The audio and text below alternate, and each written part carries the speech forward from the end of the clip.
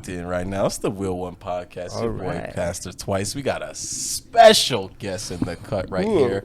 It's my boy Subhash. You know, he came to pull up on me. We finally got this done. Yeah. You know, and yeah, you know, introduce yourself to the people who don't know who you are. Let them know. Oh, well, my name is Subhash. Nice to be on your podcast, man. Thank you for having me. It's my first one. Invite, you know what I'm saying? Like, yeah. I appreciate everybody who comes through.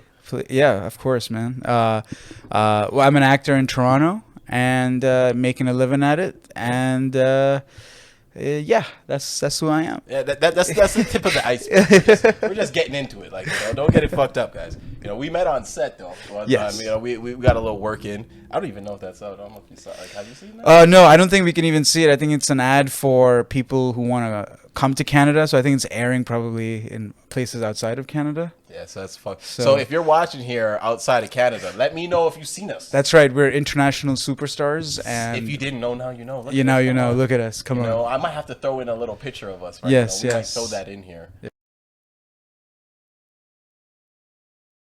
Yeah. Right now. So yeah. But anyways, Subhash, like, you know, we kind of want to get into it. Like I want to do how I do with everybody on the show. We kind of just try to dive right into it. We talk about, like, you know, early life, where you grew up, family, siblings, like a little bit of everything. A little bit, like I always say, we know that this is like big Subhash right now, but like what was little Subhash doing back in the day? Wow. Okay. Well, I moved to Canada when I was 15 years old. Okay, so first of all, let's start there. Yeah. Where were you born? Born in India. Oh, okay. Shout out. Which is it, state or province? It was a state. Okay. Yeah, state. I had to make sure. Yeah. State. It was in the south. India's huge, so the two big parts, of course, the north and the south. And you know, people from the north, they look slightly different. They speak different languages. People from the south, we look slightly different. We speak different languages as well. So I was born in the south, and in this place called Vizag. It's a small. It used to be a small like town on the coast. Okay. My dad was in the Indian Navy. Oh shit. And so we moved around every like couple of years, kind of thing, to like a new city. Like a new, almost like port city, I'm assuming. Almost, yeah. Always by the water. Always a different, like when you're in like the in any sort of like the defense military forces, like if you're like the families, like they live in like their own little like community. Own little enclave or colony, if you will. And so you're always separated from like the general population, the civilian people. So your life is slightly different, especially in a country like India, where like there's so much diversity in terms of economics, culture, color, religion, everything. Yeah, there's so many divisions and there's so many little substratas, and so it's like it was a different life growing up. I would say growing up in just separate from like the rest of the general population, in its own little ecosystem. So how was like schooling as you're like growing up like that? Like, did you go to school with the rest of like kids from So school's the same thing too. It was like it was a school for the kids whose parents are in the Indian Navy. So you know, everyone has the same everyone's dad is an officer in the Navy, and is and we're all living in the same like colony as well, so we're bused. We see each other all day. Yeah, it was like a different way. I would say it's not typical growing up, but that was what it was. Okay. Now, when you guys first learned, when you first learned that you guys were gonna move, all the way over here to Canada, on the side of the world, first, what was your first reaction, thoughts, and then like, how was it when you actually got here? Oh, good. That's a good question. So when we first got word that our family was going to move here, it was just excitement. I was like, it's going to be. The idea was Canada is near the U.S. We know what the U.S. is because of TV, you know, and cartoons, their media, you know? Exactly, cartoons, movies, and stuff like that. So we were like, it's probably gonna be like it's gonna be fun. It's gonna be it's gonna be like America. And it was just excitement, and also just like knowing that life was going to be better. Like there's a difference when you're coming from like the East or countries that aren't as rich. I mean, there's like the way over here it seemed like from the TV and movies it's like Seems children like everybody has it. has like an opinion. They're confident. No parents are hitting their kids.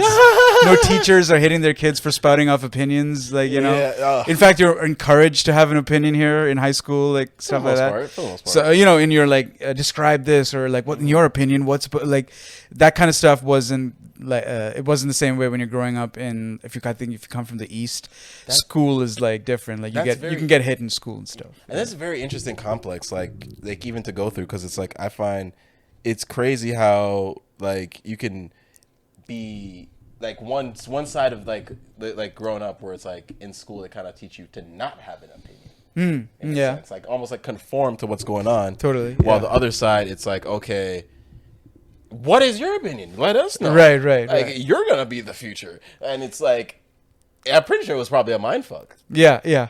It was like a totally different culture shock.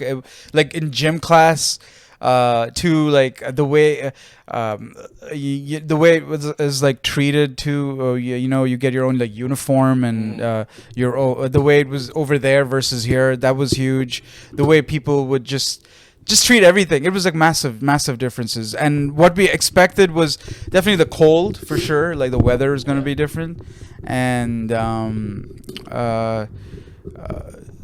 I suppose accent and all that stuff, that was different. Canadian, eh? Yeah. That was always going to be different. And so what the question was, how it was like, how was your, like, when you first arrived, like kind of like what was your like now initial thoughts, like you got through that little like culture shock you're here. And I kind of want to know, like, a little side tidbit, like, what month did you get here in? January. Oh, right in the middle of the cold. Yeah. Tell me that experience. I remember that day very vividly. January 18th, 2004. When I left India, the temperature in the city was 25 degrees Celsius. Nice. In January, And then flying to Toronto, and it was minus 17 degrees. Oh my God. Yeah. I'd never seen minus 17, never seen snow. Like the concept of like negative temperature was just in theory in my head, all of our heads. You were just like, it can't be that cold. Yeah, or like I don't even know what it would feel like, because I've never seen temperatures in negative in real life. I've seen it in books, and I've seen like on TV when other countries are minus something. You're like, wow, what would that be like? And I just couldn't imagine it. And then none of us could. And then we landed here as a family, and we were like, oh, minus 17. Feel it in your bones. Yeah. I remember the next day we walked to the bank, all four of us. My dad was like, oh, we should get used to, walking in the cold and stuff. So we're walking in minus 17 degrees. There's like wind chill. I didn't even know the concept of wind chill. Makes it like 10 degrees colder. So it's like minus 27. Yeah. You don't even realize like, there's something called wind chill. Like, and I remember walking in front, behind my mother, and her face was just getting pounded by this, like the wind and the snow. And when she turned around, her eyelids had like snow in them. It was like it was like the crystals on crystals. I think it's from the tears. Where your eye starts tearing up, and then the wind and just carries. Yeah, just freezes it on your thing, and that was new. That was all weird. And for the first, so I thought I just got used to it. I was like, oh, okay, so life's like this now. There's gonna be snow everywhere, and because I didn't know the concept of the summer is gonna come. Like there's no way this is gonna end. It's always gonna be gray and cold like this. I guess I'm supposed to be grateful for this, And then one fine day, like this is the UK. It's gonna be gray and cold forever. This is our life now. I guess it's the better life that our family moved for. And then one fine day, like there was underneath the snow was like green grass, and I was like, whoa, what is happening? And then the spring came, and then the summer, and like the color of this entire place changes. Like literally, like the reds of the TTC signs are like popping, and and like the green grass, and like the bluest of the blue skies. All of a sudden, it's different. And then I really started liking it. I was like, oh, this is awesome. Like when it's summer, Yeah, It's amazing. awesome. Yeah. Yeah. But wintertime. It's not. Yeah. Yeah, it's not. It's not good. It's not the one. It's not the one. It's not fun. Yeah. I'm born and raised here. Yeah. And Right. I'm yeah, still like, yeah. oh fuck that. Like, It's awful, man. so like, now that we kind of got like into that, like the early growing ups, like, Yeah. how was it now? Like, what kind of hobbies did you have like growing up as a kid? Like, what were the things that made like early Subhash you like Well, growing up as a kid in India, as a male child, you're obsessed with cricket. So I was gonna say like hey, but at the same time, I feel that it's more of a British Commonwealth thing.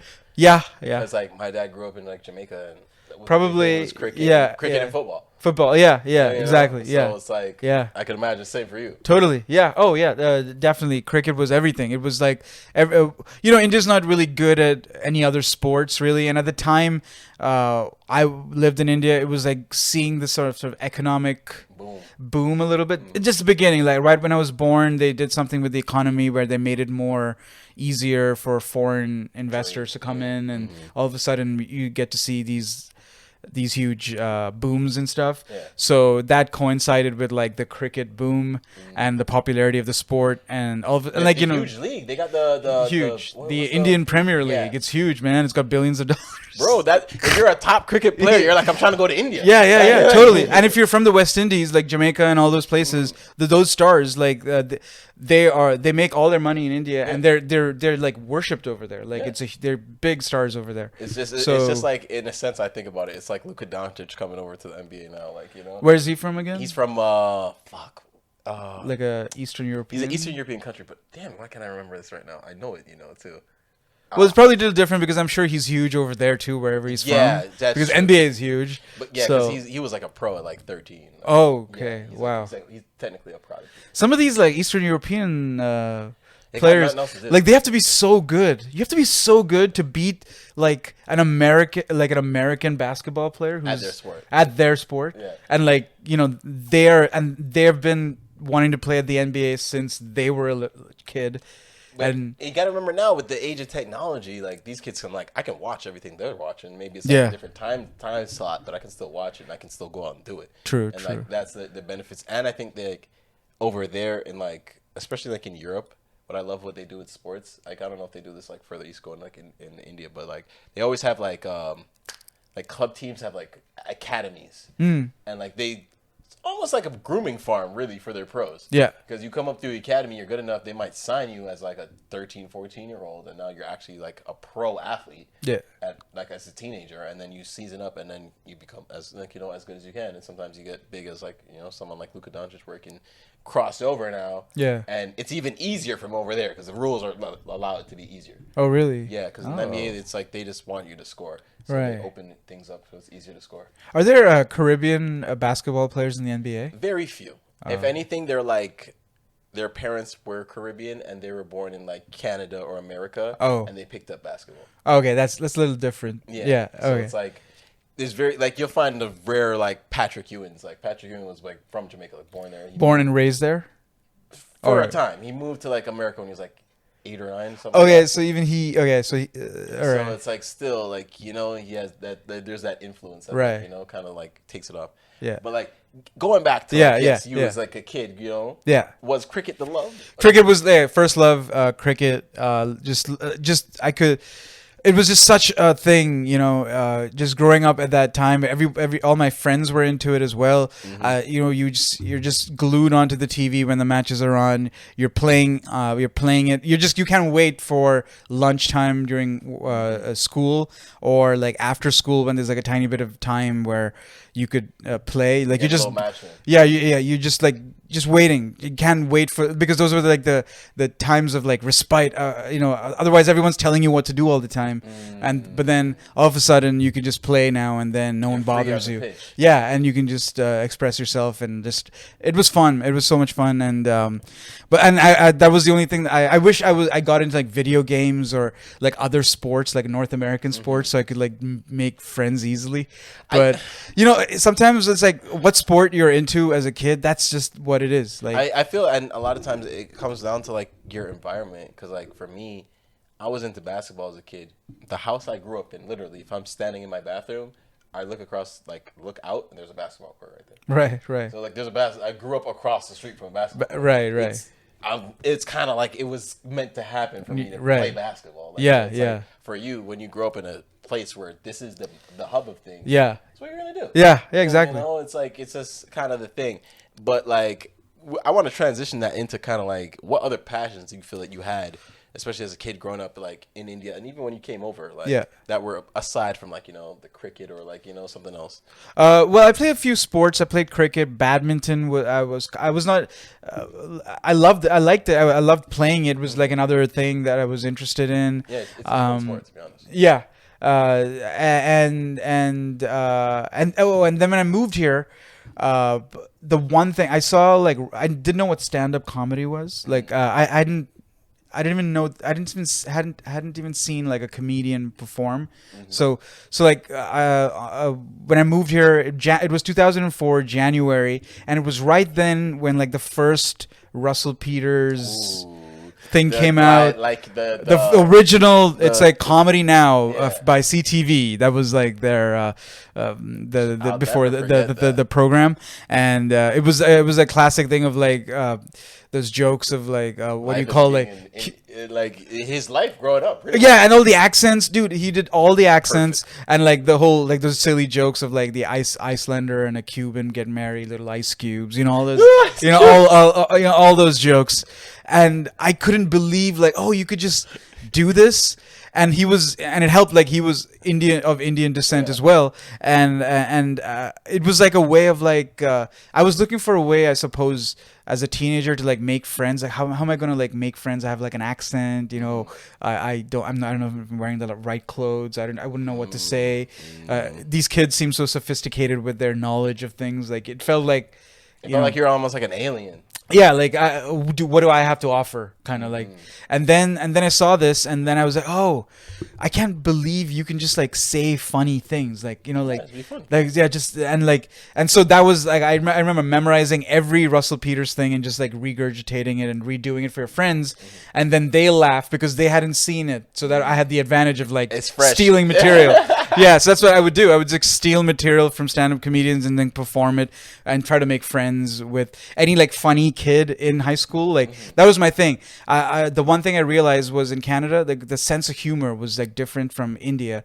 In India and in like a lot of the Eastern cultures, like the sense of humor is like a lot of it is like insult humor. Like if it's funny, like if it's like two people in a scene, one guy's going to be the cool guy and the other guy's going to be like the idiot. And so the cool guy's going to shit on the idiot, and we as the audience are going to like the fact that he insulted him because this guy because he's such a fool or whatever, or he's and like this guy's such a this guy's a cool guy or whatever. Yeah, he's the prototypical like that's that guy. That's and in Canada it felt more like, oh, you can make subtle jokes, like irony is a thing, and you can make like self-deprecating humor. You can make yourself the target, but like in a funny way. It's not like in a, oh, look at me, I'm so shitty or whatever. Yeah, it's not like you're like downing on yourself. No, it's like I'm just what I'm going through. Yeah, like I'm gonna deliver it to you in a way that'll make you laugh. Yeah, exactly. Sorry. Oh. No, it's okay. So, but that's what it felt. It felt like you can be sort of self-deprecating, and you can make other people laugh,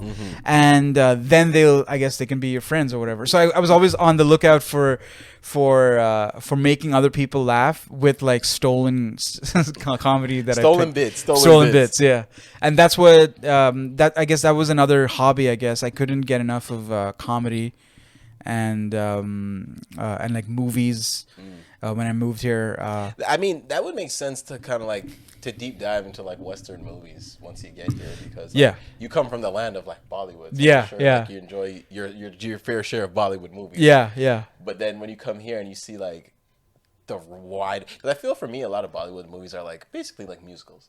It is, yeah. It's mostly 99% musicals. And when you come here, it's like you can have a movie of straight drama.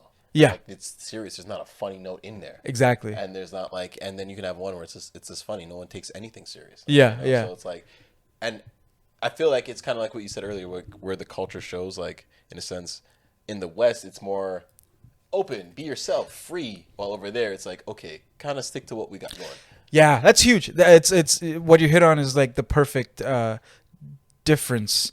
That's the difference. In the East, it's all about the group comes before the individual. No one's bigger than the program. Yeah, you have to fit in your needs and your wants and your desires and your dreams are not as important as the group's desires and dreams and what the group status is in society as a whole. Whereas if you come to the West, it's all about you and the individual. So there's a lot of freedom in terms of how you want to live your life, and also the way you live your life is not. No one's gonna judge your entire family for the way you live your life. You know, so there's not as much shame attached to it. Like if I don't want to do something that'll bring shame upon. Yeah, whenever I hear things the family, like, yo, yeah, because like again, Western mentality. I'm like, I don't give a fuck. Yeah. Like I like, don't get me wrong. Like I love my mom and dad. They watch sometimes. Yeah, but, yeah. If it came down to it, if Yeah. it's something I really want to do, I don't give a fuck what they have to say. Yeah. Or like how they're gonna feel. Like, so it's like that whole like shame aspect. I guess I could see how it could be so strong because it's basically peer pressure. Yeah, it is peer pressure. It's like, but peer pressure from your ancestors, like it's like, fuck. Yeah. Everyone else has been doing this. Yeah, How yeah. dare I? How dare I break from the path? And you know, it's like, but like, nothing grows unless someone does something different. Yeah, and also I just feel like for certain people it fits. Yeah, Look, sure. for certain people, being in a group is that they feel it's ideal, safe. Yeah, just tell me what to do. This is who I marry. This is where I live. This is how we live. This is how we go. We go here to raise our kids here, and this is a school, whatever. Everything's like clear cut, and it's the blueprint is in front of you, and you just have to follow it, and it just takes the stress out of everything. And I get it. Good, excellent. I never thought of it. But then for some people, for weirdos who want to do this, like you have to be weird to want to be an actor. It's true. Yeah, it's true. You got to be a little weird. You're not. Yeah, it's not like an office goer who then becomes an actor. Like it's rare. It's like the job I had before this. Like I was like driving like Raymond Reaches and like forklifts and shit. Right. Fucking hated it. Yeah. Like I would wake up sometimes and be like, do I really need the money? Yeah, exactly. Yeah. Exactly. Oh man. So to do this, you'd really have to be someone who wants to be like a complete individual and also needs to learn about themselves. I don't think most people know who they are. They know parts of who they are, Facts. and they think they know who they are based on what other people are telling them. And the clues that they're given, but in order to like learn about who you are, it takes a long time, and you might not like it as well. It's true. You might not like who you are or like what you find, because you'll find like, oh, a lot of who you are is a lot of darkness, a lot of shadow stuff. Yeah, like, it could really be that, because like a lot of people hide who they are to themselves, let alone to everyone else. Yeah. And then when you deep dive into it and you're like, okay, well, this is what I've been doing. This is how I feel. This is what I think. And you're like, oh, damn. Yeah. Maybe that's not the best way to be going. Yeah. Like, It's scary. Yeah, it's scary to be like, oh, this is who I am. Oh man, I thought I was not this, man. I want to go back. When you, like, I feel like we all see ourselves as the star of like whatever movie we're in. Like, Yes.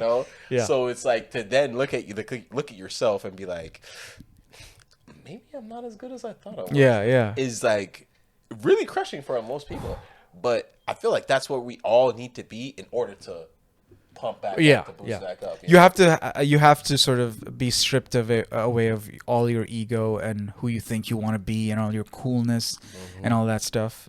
And then when you're bare and you feel like at the lowest, then maybe you can go up then. Maybe. It's a big maybe still. Like, Yeah. I love the way you put that. And I kind of want to transition that into like, this is like a next question I like to ask everybody on the show is like, because everybody's different, and like your experience as a person that grew up like almost half of your life. Well, good chunk of it. Half. Oh yeah. Like, totally. Yeah.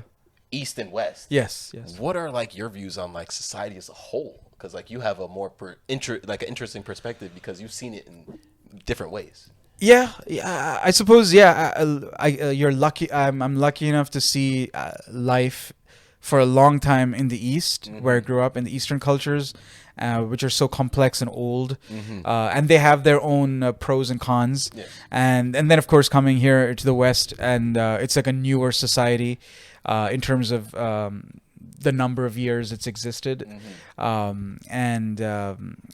new is good. New is nice too. It's got its pros and it's got its cons as well. Just like everything. It's just like everything. 100% of anything is bad for you. Bad for you. Yeah, exactly. I think I have it the best. And I've had this thought for a long time. It's because I know the pros and cons. I'm just grateful. I'm grateful for what I have here in Canada, because what I have here in Canada is not available where I come from, which is this like freedom to be whoever you want and pursue whatever you want, and maybe you have a shot at making a living at it. Maybe. Yeah, you might. I mean, we're kind of lucky. You have to get lucky, but then it's much. I would say it's much easier here to say pursue a career in acting than it is over in India. Because of the population and just the systems aren't there. It's not a fair world over there. Nepotism runs wild, and not just that. It's just you can get lost in the cracks, and there's it's just so much. It's not organized, So every little help you can get somewhere where someone knows somebody, they're gonna go for that. And so people, that's how they get ahead. And it's not fair. Whereas over here, you get to live. There's fewer people here, 30 million people. So. The population of 2 cities in India is the population, the whole country here. 2 cities, mind you. Like we did not say like half a province. We said 2 cities. 2 cities. Yeah. I like people fail to realize like the state of California has more people than the country of Canada. Yeah, totally. Like, so Yeah, we're small. That's why in terms of population size, big landmass, small population. That's why you need people like me to populate the country. Which a lot of people are. And my parents, I'm a child of immigrants. They were here. They were here to have a kid and then keep this thing going. Now we're Canadian. Yeah, exactly. Yeah, to keep this whole game going. But like, I love that perspective where you kind of put that like very beautifully, where it's like there's pros and cons to each side of like the world, but we always got to remember like depending on what you want in life. Yes. Is where it like the balance of power would like lean towards. There's something to be said about like older cultures. Like there's a lot of bad things and hangovers about old cultures as well that you don't understand. You're like, why are we doing this? This is just some old outdated stuff. I get that too. But then there's also the things that are good about these older cultures as well. Like if you come from the East, is just there's something about practicing something old that connects you with the people who gave birth to you and then people who are going to come after you. So it gives you a clear perspective on like, it answers some of like those questions you ask yourself at night, like the meaning of all of this. Why do we exist? And am I going to die alone? And what's my legacy? And all these ego-driven questions. If you come from the East, that stuff is kind of a little bit taken care of because it's not about you. It's about the people before you and the program, the people coming after you, and you're serving this, bigger idea of your family and your legacy and your lineage, and then your group or whatever it is. So it does make those questions that people suffer with over here are kind of answered over with your cultural stuff. If you come from like older cultures, I guess if you identify with it and you read into it and you really educate yourself into understanding the good and the bad, and you really look at it try your best to look at it in a very neutral way, so that you can really identify the good stuff and then get rid of the bad stuff in both cases. See, that's like another you're just spitting some gems out here, because like I love the way you put that, because it's like, again, a lot of those, like you said, ego-driven questions a lot of us have. Like, even me, myself, like, there's a lot of times, like, I've kind of come to the conclusion in life that, like, more than likely, I'll probably be alone. Like, You mean... like, without, like, a partner. Okay, right, like, right. And I feel that way because, like, in life, I've been a very good person, not always a great boyfriend. Okay. Since I've realized that, like, I know that it might not be easy for someone to just gel with me like that long term, which is cool, because like in between you're always going to find people to help you out, but like I've come to this like realization that that might not happen, and if it doesn't, that's not the end of the world. Right. And I feel like that's helped me with that ego question. But then there's a lot of people who have the same question and they want that person. Right, right. And so now it's like, if I don't get that, I'm a failure. And it's like, you know, like almost in a sense of like what you're saying, where instead of like in the East, I feel is like you're more putting failure and shame towards the family. When you have failure and shame and it's directed directly at you, it's almost like, yeah, there's no one there in the dirt with you. Yeah, you're alone. You're alone in the mud. That's huge. Yeah, there's tremendous loneliness because of the individuality that's offered here. Mm-hmm. You can be an individual, you can be your own person, but that comes with tremendous loneliness, or it could come with tremendous loneliness. Yeah, definitely. Because like you know, I've definitely had those bouts, and like, you know, with myself, and like in time, and like I've had to figure out ways to get through that, get myself out the shit. Like, you know, as I forgot what the actress, her name was, but she said this quote, and it was so beautiful. I loved it. It was like, if you sit in shit long enough, it'll stop the stink. And it's like, for real, like you kind of gotta just pick yourself up out of there. Yeah. And like, I kind of want to use that as like a transition question to like now, where, you know, on the show we asked everybody to talk about a time where like they kind of first like faced their mental health. Because like I feel growing up, you know, we're just living life, we're kids, and there's like there hits a time where we're like, whoa, I'm dealing with something inside that like it may not be a physical thing, but like, you know, you're dealing with something, like, you know, like I kind of want to like talk about a time that you kind of had a situation like that. Ooh. Well, when I first decided I wanted to be an actor, it was sort of like, so I went all through high school, moved here when I was 15, went through high school, got decent grades to get into university. And the plan was always to get into university to get a job that would be that would pay you well. That's the whole game, right? Obviously, for everybody, literally for everyone. And also as and if you come as immigrants, as immigrant children, there's expectations. Brown immigrant, like, you know, I went to school with a whole bunch of kids that like their parents came from India, right? You know, I went to Emory, you know, shout out. And like you could feel that, like the pressure's on. Especially like when it came to like grade 11, grade 12. Where like you got to be honest. Yeah. Pressure's on. You could get yelled at for any, like all the things that if you don't study now, you'll never amount to anything, and all those things. So yeah, made it to university, and so I never thought. The question of becoming an actor. I did one play when I was in the 6th grade in India, and had a lot of fun. It was a weird experience because I always thought I'd be nervous going on stage, because everyone's always nervous, right? Everyone's scared. And I thought I was going to be terrified. Like, I have to say words, and like everyone's going to be watching me. And then I went on stage and I was like, what is happening right now? Why am I not terrified? Like, the scene's happening, right? And I'm paying attention. I'm saying my lines, and I'm just pretending. So this is all pretend. And I can see my father's right there. He's sitting and watching me. And I'm like, why am I not freaking out? And I just like went along with it. And then I did my lines. It was like, some scene where it's like a little bit dramatic for 6th grade, really. But it went well, and that was my whole experience with it. I was like, that was really odd that I was not nervous. And anyway, and then get to university, thought I'd study business, you know, become like a business, work in a bank somewhere, you know, that was my job. On Wall Street, Bay Street, or you know, whatever. It's somewhere where you get paid 6 figures in your late 20s. You know, that's the goal, I guess. Right? At least get $100K. Yeah. You don't have to love what you do or anything. That's not important at all.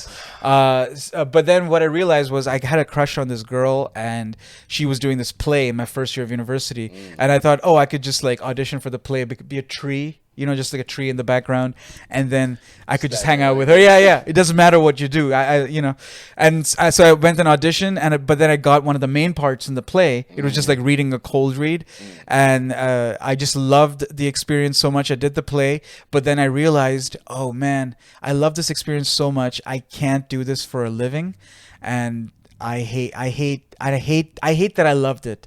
I wish I didn't love it, so that then I wouldn't even know what it felt like, you know? And then I could just get a job that I hate. Just like everybody else, everyone on this planet is working a job that they hate to feed themselves and make rent, right? Except for us. So I figured, that's going to be my life. Then I did this thing, and all of a sudden it like unlocked parts of me, and it was so much fun. It was so much fun, and it met so many needs that I had, I guess, my personality personality needs that I had. The creative. And like the fact that someone's like the attention, I guess I did enjoy. But in this particular circumstance, when I'm playing a character or a different, when I'm not me, but I'm saying things that people are laughing at, I really enjoyed it. That was like awesome, and I could just like express different parts of me because I'm not really that much of a talker, I guess. Not apart from right now. Yeah. Don't worry. This is what we do. We're talking right now. But anyway, yeah. So going back. That the next year, I realized that, oh man, I hate that I like this so much, and I hate the fact that I can't pursue it, and I hate the fact that I have to make a decision. Like there's what people. Am I gonna do? Yeah, but at the same time, I was reading. Like that was the time I was getting really steeped into movies and TV and actors specifically, and I would know every major actor's like early life, like Wikipedia, like their early life. I would just like know like what did they do, and I would be how did they get on? And I would reject the guys who were actors since they were 12 or something. That didn't make any difference to me. Child actor, because like when you're a child actor, you have a blueprint. Yeah, you got in early and like good or bad. I don't know, man. Sometimes some of these child actors, like their life is kind of. Funny enough, my last episode was with a guy I did a commercial with, and he was a child actor. Oh.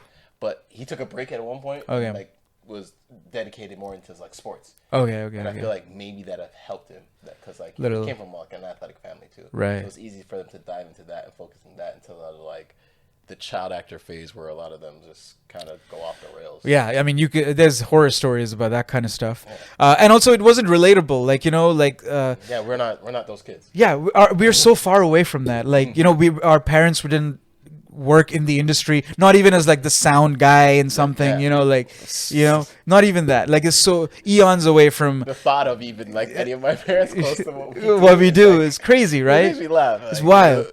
And that really, I really got depressed that year, man. Like that whole, I think for a few years, like my second, third, and fourth years of university, until I found like a group of people who made like short films. We didn't have a film program at our university. It was just people who were into it, and I just somehow fell into this group of people who made short films, and we just made short films for the heck of it, for little tiny competitions. But like the idea of like getting a guy, a sound guy, like we'd have one friend with a mic that's attached to like a broom pole or a hockey stick. DIY. Yeah, exactly. Doing that stuff. So that stuff made it a little easier and made it like, oh, you know what? I'm going to take a chance. People keep talking, and right about that time, like 2010, 2012, people are talking about dreams at the time. When people are like, go for it, like go for your dream or whatever. YOLO. What are you gonna? What's gonna happen? You're gonna fail, and who cares? Life is short. And like it was the YOLO era. It was the YOLO. Drake was just out. The Weeknd was just coming out. He was just like a guy from Toronto. That guy, yeah. Oh my God, the guy from Toronto with the great voice that sings about drugs. Yeah, so good, so good. Like so different from everything. Yeah, I know that was a big thing. So different. That was a time. But so yeah, so that year I kind of felt really. There was a couple of years where I just felt like I hate that everybody else has found what they like to do, and it aligns with them. Like everyone around me was studying business and like becoming this like, oh, we're gonna make tons of money, and like they liked what they did, and I hated that. The thing that I liked didn't like it didn't fit. It doesn't translate to that. Like, to that, yeah. We love what we do, but like it's not the same. We're not guaranteed to like. There's no guarantee because of it. Oh, that's another thing. Yeah, there's no guarantees. You'll fail. Like the idea of failure, and like you're still gonna be where you are, but these people around you who are in their 20s now, they're gonna get those big jobs, and like they're gonna start their lives or whatever, and they're gonna be so much more. They're gonna be ahead of you. But all that stuff didn't really bother me because that much, to be quite honest. It was more like that. Like if I didn't go for this, I would wake up when I was 50 in middle management somewhere in some cubicle and be like, I didn't take that risk when I was 20. The woulda, shoulda, couldas would have been piling in. I could have just gone, man. I could have just failed at it and then come back when I was 30 and still got this boring job. Yeah. It would have been no different. At least I would have known that I wasn't good enough. Now I don't know. And I feel like that was also that was, I think, more terrifying than the depression, and that kind of got me to think a little bit like, man, like I'd rather be go after this and fail and like have that anxiety of like, oh man, am I gonna make it, quote unquote, all that shit. That is better to me even now, I guess, than to wake up when I'm 50 or 60, just some guy, another guy who did middle management. He wasn't cog in the system. Didn't really make that much money where you can be like, whoa, just like made like 80 grand a year, you know, so not that much, but solid, like solid, yeah. You take a week vacation every year. You go fly somewhere, like, you know, just live for the weekend, you know, just become that basic guy. Like it's funny because like there's nothing wrong with that life. No, like, dude, we absolutely have to preference that. Like, you know, there's nothing wrong. They're with doing that. better than us, by the way. We're low key. Yeah. Fuck them actually a little bit, but there's nothing wrong with being who they are. Yeah. It's like, you know, for us, like, you know, we don't have the stability of like, oh yeah, you know, I'm just gonna, you know, we're working, you know, we're just gonna take a vacation. Yeah. Bro, I can like be working nice. I'm like, oh yeah, you know, I'm taking vacation and go through a fucking drought. Bro. Like, I shouldn't have taken that vacation. No. Yeah. Or like you can't really justify. For me, my thing for the past few years is like, I don't think I've earned a vacation because my life is so awesome and easy. But like, at the same time, like, it's living in this like sort of this purgatory where it's like between heaven and hell a little bit, where it's like you haven't booked a gig, so you don't feel good, but at the same time you have time here, you in a week, so you're not doing anything. A week from now, you would have also, your mental state is going to be the same, so you can kind of use a little bit of that money you saved up to travel somewhere maybe and get that in and be back here a couple of weeks from now and back to work. Like, yeah. That's what I love too about like what we do is that like it gives us the freedom to like, now we can really like do whatever with our schedules aside from when we get booked for something. Yes. Oh yeah. But like that's different. Like that's like when we're going to work actually. Yeah. You know, and that's good. Yeah. Like it feels good to be like, oh yeah, yes, fucking yeah. Going to work. Love it. You know, because like the other times it's like, all right, no. Yeah, checking my emails. Sent another self-tape into the ether. Didn't know where did it go to the right people? Did it get to them? I don't even know. I have no idea. Did they see it? Fuck no idea. And whether you killed it or you didn't, you'll never know whether you did a good job. There's no feedback. You never even hear like anything. You want to grow. You want to be better than what you did. There's no way of knowing. You just have to be your own barometer and figure it out. Like, okay, that didn't work. That didn't work. Yeah, maybe like I have this huge fear where I'm like, I'm constantly trying to make the perfect self tape. Oh yeah, which doesn't exist. But like self tapes are like the raw copy are almost like 20 minutes, half an hour long. Right. A scene that's like 2 minutes. 2 minutes. Yeah. But it's just like figuring out how to get like the perfect performance, or tinkering every time. And I'm always worried that like I might have like picked up a bad habit, thinking that it's a good habit to do something somewhere, and that's the reason why I didn't get a part. There's no way of knowing. There's nothing. Yeah. It's like trying to figure out a shape of a mountain behind a cloud. Right, and you're throwing rocks at this mountain, right? And each time but you can't really see the mountain. You can only see the cloud. And each time the rock bounces off of the surface, you figure out, oh, it's a little bit of like, oh, that's the shape.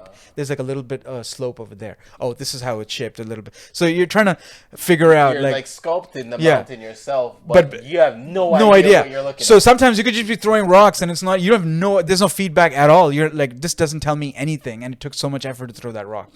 So it feels a little bit like that. I know exactly how you feel. I think about like a self-tape I think I did like last week. Like, I feel like I killed that shit. Yeah. I'm like, I think I'm gonna get booked for this. Yeah. Haven't heard shit. Yeah. And I'm like, submit and forget. Submit and forget. That's the best thing you can do. That's because you know what? I've been reading a lot about this like philosophy lately. It's like you can't expect the result is out of your hand, right? You can't expect results. Because you can't control them. Facts. Especially in what we do, because there's so many things out of our control. Like so many variables. Who decides? It's not even about the guy who does the best audition that gets the job. It's about like who does the person who's picking exactly, and who are the people above them who are like the people who went to business school with me, like people whose job is they're looking at this as like business stuff. Yeah, this is numbers to them. So yeah, exactly.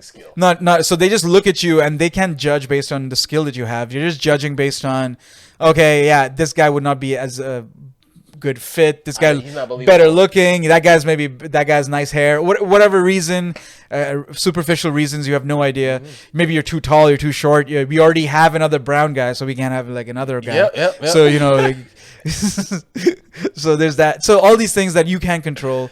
So why bother thinking about that stuff? Really, you'll be driving yourself even more crazy. So you just kind of have to just send it, just keep chucking it into the ether. Just try to do the best that you can. Some things come back. Yeah, some things come back. Sometimes it'll stick and you'll be, oh, it came back. Yeah. See, like I find it crazy, like how you say like how you're going through like a deep like a mental funk when it's like you're thinking I have to do the path that like is more like set and like is like the easy going one, but then you find something like acting where it's just so unknown, and which comes with a lot of rejection and failure, and you're like, nah, fuck it, I want that. What a weird what brought you out of the funk. Yeah. So you would have to say like the people who are just looking at this in like a logic sort of answer, like a lot of people who went to business school who are engineers or who are like logic based thinkers, like that's primarily how they think. They must like look at this decision and be like, that makes zero sense. Like there's 99.9% rejection. Like you're not even even when you get booked, might not even be because of your talent. There's no because of how you look. Exactly. It's just could be anything, and it's like so much luck is involved and so many things out of your control. Like why would you do it? Either you like the torture or like the reward must be so worth it, I guess, is the answer. And I think the answer is like, look, if you live a life where in that logic world where you go to work for the money and you get paid for your performances, and you know that you're going to hate your job, but that's fine because you're getting paid for this lifestyle that you're going to live. You can't fathom a person who chooses a life where I'm just going to do what makes me happy. I'm just going to do this one thing where I practice my art or whatever, and I do these job interviews. Essentially I do free job interviews. That's like my entirely, and I get rejected 99% of the job interviews, but I still do them in order to get a job for one day. And then after that day you're back for the next job. You're back to zero, and you got to look for another. You're going back to the job interview line. So why would someone pick this is a good question. So you would really have to wonder if like it's fun to do, I guess. I think for like, not to answer your question for you, because like I think how I would answer that question is like involved in the industry is like, for me, I fucking love it. Right. Like the first time I really went on like a real professional set and I was there and I was just like taking everything in. What was it? I did a Tim Hortons commercial. Nice. Yeah, I was fucking lucky. One of my spinal cord injury social workers, shout out Richard. He sent me. I told him I want to talk for a living, which is kind of what I'm doing now. But like, and then he sent me like it was like a cell, like like the little odd like it's like a breakdown. Yeah, kind of almost like a breakdown, but more like of a, because they want like real people. So it was like almost like an audition, but like kind of like a cattle call. I think it's called like a. They want to audition like a big group of people. Kind of, yeah. So it's like, this is the range that they're taking, and like, I was like, aside, I'm like, they probably won't even take me, but like, fuck it, what do I got to lose? Like, that was my thought process. Right. And I made the first cut. I was like, oh wow. Then they wanted me to do another one. And then they wanted like interview with like the director and everybody. I'm like, oh shit. I'm like, and then I got it, and I was like, I'm not gonna lie, I cried happy tears. The first time in my life, because it was like, this is something like as a kid I always said like, oh yeah, I want to be like Little Bow Wow, like, and like do that shit, but there was never really a space to do it. And once I like was even accepted, it was so like elating that it brought like tears of joy to me. And then when I got to the set, I felt this energy even though I was there for like 12 hours, and as an actor, it's just hurry up and wait.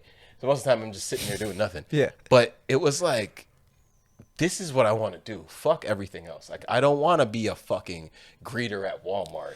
Because, like, realistically for me, in my situation, if someone is in a wheelchair, I can't really work a full 8-hour day every day. Yeah. On my body, that takes a lot. Yeah. And so, like, and in general, I don't give a fuck about people going to Walmart. So I'm not really Yeah, and be like, hey, how you doing? I don't care.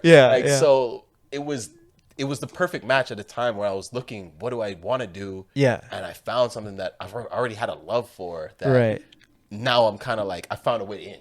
Right. Like I finally got that crack, my foot in the door, and it was like, it's possible, kind of. It's possible. Yeah. Fuck this, I'm not going back. And on top of that too, when I got my first acting check, I still have that to this day. Yeah. I framed that. You haven't cashed it yet? No, I did. I cashed it, but like kept the check though. Oh, right. So I like, and when I got that in the mail and I looked at it, I was like, "This what they do me?" Yeah. I'm like, why didn't no one tell me this earlier? And like from there, I was like, this is what I want to do because I love it. I love the energy when I go on set. I feel like you always meet great people. Like, I've been lucky enough for every time I've gone on set, I've never met an asshole yet.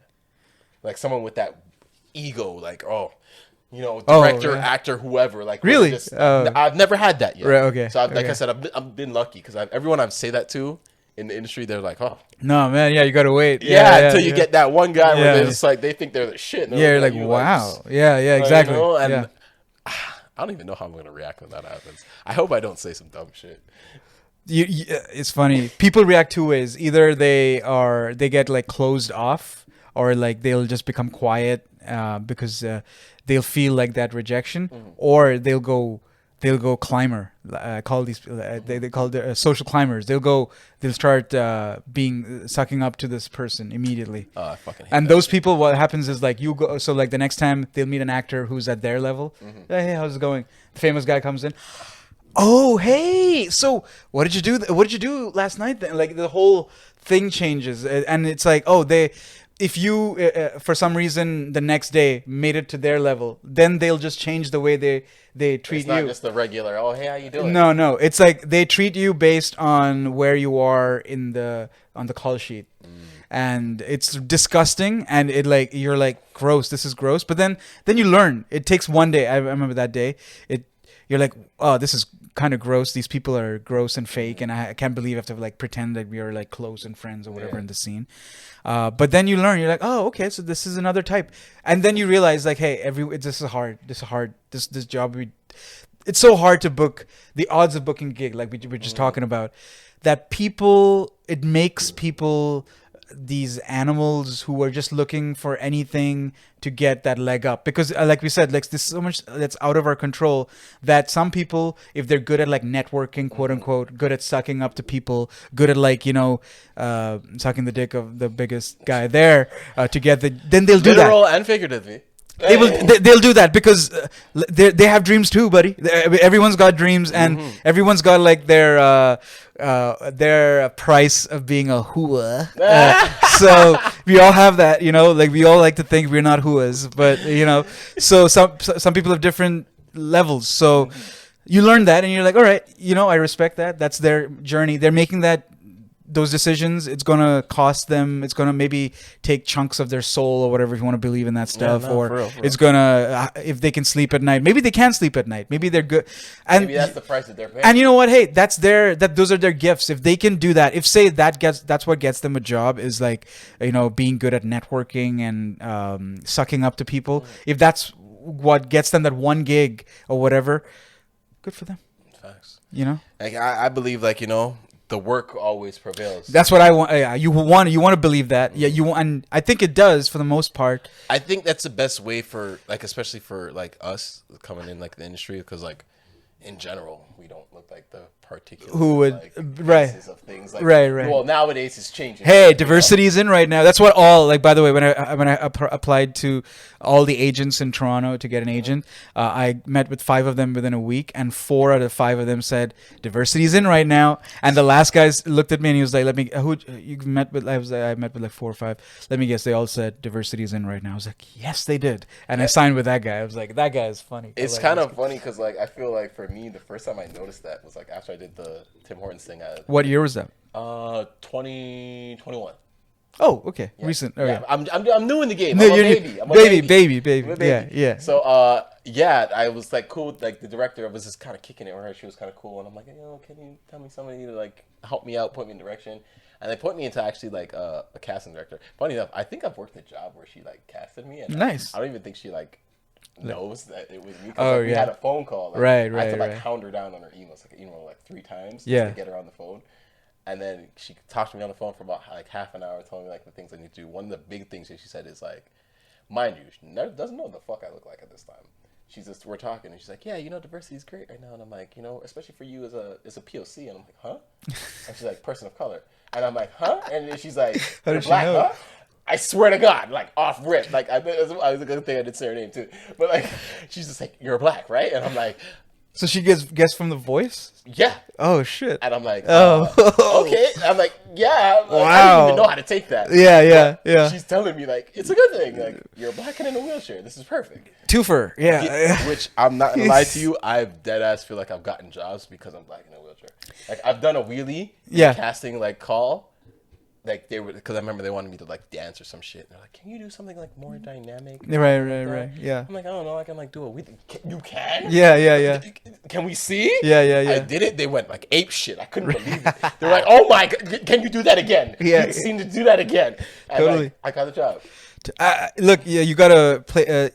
Like we said, the person who can do the networking stuff, that's their strength. Mm-hmm. And if this is your weakness, but if this can be turned into a strength, which it has, and if you can use it, I would say go for it. We got to use all the tools that we have, right? And if you can do a wheelie on a wheelchair, like not everyone can do that. It is true. Yeah. I got my skills, so if anyone wants to cast me as like please cast Donovan here. Like wheelchair guy, just wheeling down shit. Totally, I'll be there. Totally. But now like kind of like before we like wind down, right.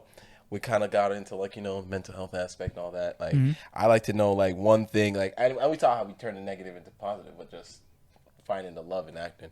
So like, what are kind of things that you have like coming up in the future that you can talk about?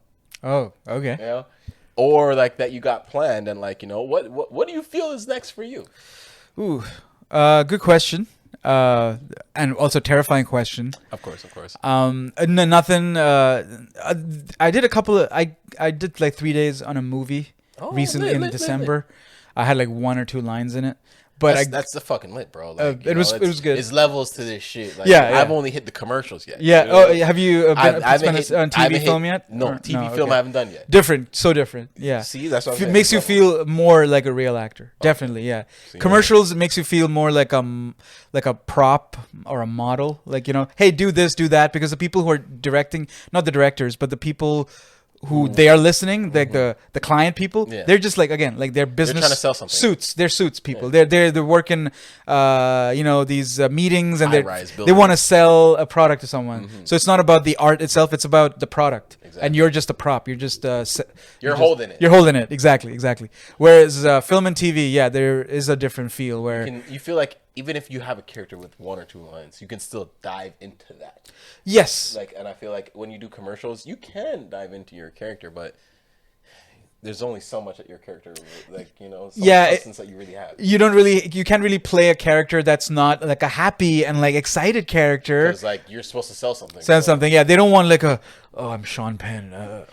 I'm like working from within, it's all inside and small, that's not a commercial. That's they don't. Although I would like to see those commercials. It'll be fun. That'd be more funny. That'd be funny to me. To me, that'd be funny. But I don't know how much shit you're gonna sell. Yeah.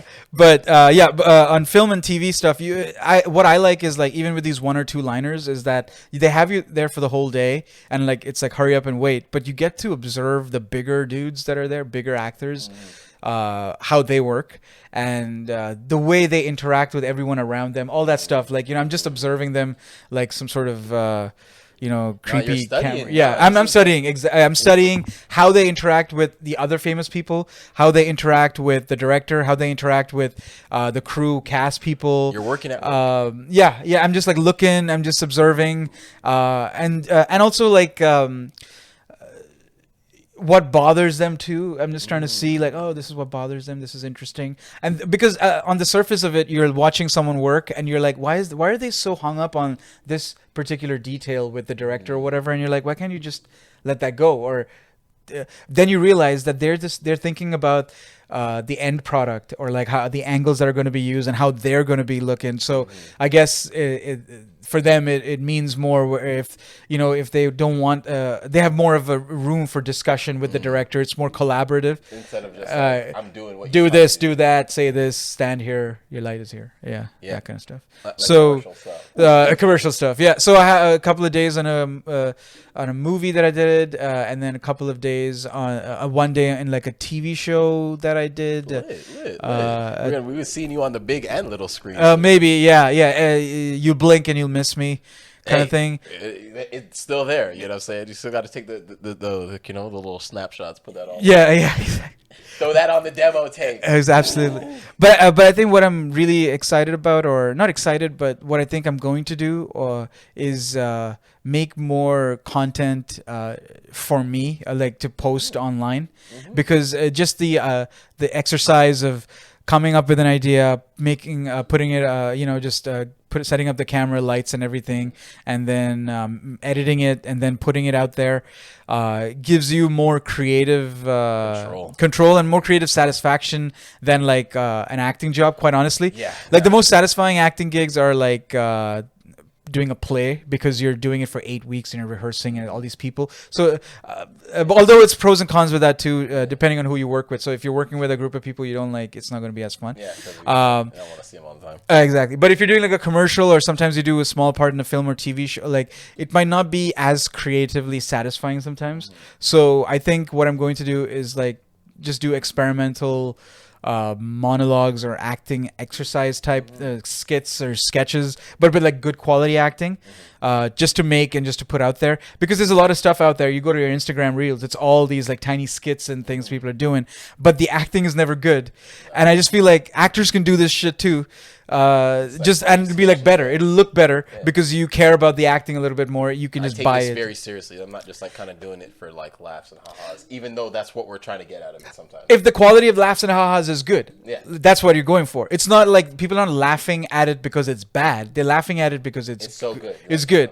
Or that's what you're going for. And I think it's a good acting exercise, and I feel like you never know. I don't know how things are cast, or how. I also want to make my own stuff too. Like start writing. Right. We were talking about that earlier. Yeah, you got to write your own stuff. I think because of the fact that it's so cheap to make your own stuff, that I think in the future the way they might cast is like based off of. Even now, I guess they see something funny, like a funny sketch or something. Someone's like got like a few followers. They might cast that guy. Yes, because they're popular. They're popular. Not just necessarily because of they're good. Yeah, exactly. Yeah. So I think, but then there might be a time where you need to be good and popular. Maybe. And so I think there's no harm in like navigating those waters. Staying exactly, creative. Exactly. I love that. Yeah. So. For the people to find you, let them know where they can find you. Well, if you would like to see my dumb sketches online that I use a green screen and stuff to make, you can follow me at Hot Diversity Hire. That's my Instagram. Like right here, right over there. Yes. Yeah. And thank you for watching. If you're still watching this. Yeah, we appreciate it. And before we get out here, again, I'm gonna thank you for coming through. Thank you so much for having me. This was so much fun. Oh, thank you. Talk. I like to have it like that. Like I said earlier, I'm the hood therapist. Yeah. We was at a hood therapy session. So many questions that I hadn't thought of. Like no one's asked me these. Exactly. Things, Yeah. So it's like it's a little hood therapy. So I love that. You know. Again, before we get out of here, thank you again. I got to shout out new piece that we got to the set right here. Very cool. We got the little rug. Yes. Shout out my guy Bando Rugs. You know what I'm saying? You guys got to hit him up on the Instagram. I'll put his ad up here too. For sure. Bando Rugs. He does his damn thing. Check him out. Really nice. And for everyone who's still watching on the YouTubes, you already know what I'm about to say. Like, comment, subscribe, all that. Share. Yeah. Let us know. Get into a fight in the comments section. That really helps the algorithm. Let's do that. Let's do that. Let's have some arguments in there. I'm here for it. Just to get it going. But it's all love though at the same time. Yeah. Cool. All right, you guys. It's the Wheel1 podcast. Your boy Master Twice, and we out.